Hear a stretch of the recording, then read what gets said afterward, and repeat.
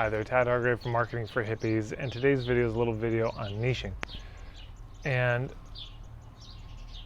one of the things, especially if you have a service, that people are most wanting from us is some kind of result. They're wanting, to go from island A to island B. And our ability to articulate what the heck island B is huge. And this question, very simple, but every once in a while I remember it with a client, and we often get some surprising answers. So I invite you to just consider it. The question is this: what is it that your people are secretly craving permission to do or to stop doing?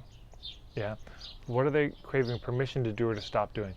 Often our clients have things that they know aren't serving them, and they wish they could just put it down and set it to rest and not, let's say, be on that volunteer board. Or they oh God, can I just not go to the gym for 3 hours every day? That would feel really good. And then there are things they wish they could do. They wish they had permission to do. So saying no would be an example.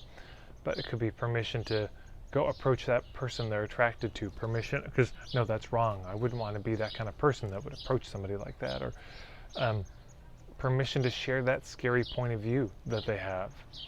People are craving permission all the time. And it's not that I'm saying you should be the one to say, yes, you can, and in this parental way, give permission. But that's happening for people.